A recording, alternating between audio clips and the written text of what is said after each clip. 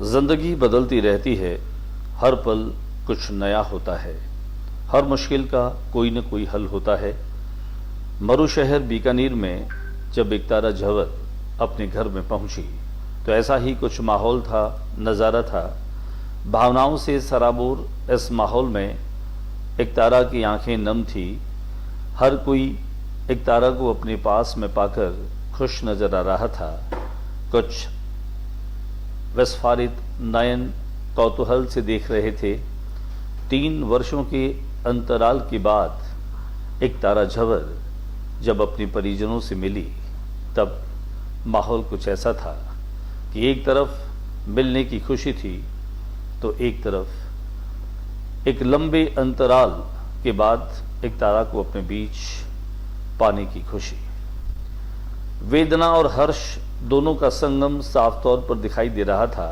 और तभी तो एकतारा झंवर के आने के साथ घर परिवार में खुशियां मनाई गई, नाच गाना भी हुआ, आरती उतारी गई, बधाइयां ली गई, बधाइयां बांटी गई।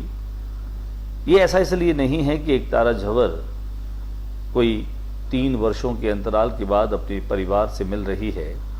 ये कहानी है बीकानेर के उस शख्स की जैसे 24 वर्षों तक एक लड़के के रूप में पहचान मिली।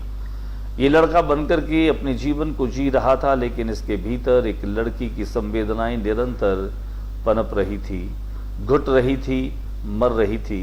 बेबसी ऐसी कि वह अपने भीतर के होने वाले उन परिवर्तनों को, उन पीड़ाओं को, उन वेदनाओं को किसी से साझा भी नहीं कर पा रहा था। अंततः कोविड-19 की वो वेव जिसके चलते इस घुटन से छुटकारा पाने का संकल्प एकतारा ने दिया। अपनी माताजी को अपने अब तक के जीवन काल के बारे में बताया और वो सारी चीजें कह डाली एक ही झटके में, जो शायद बहुत पहले कह देनी चाहिए थी। फिर माताजी ने एकतारा के पिता को बताया कि एकतारा मूल रूप से एक लड़की है जो किसी लड़के के शरीर में रहना पड़ रहा है।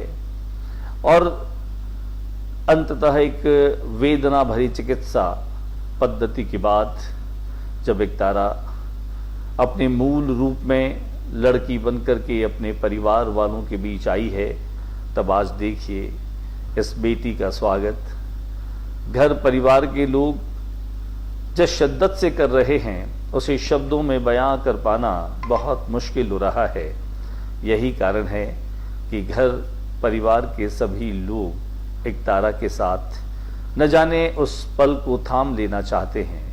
न्योछावर की जा रही है, फूल मालाएं गले में डाली जा रही है।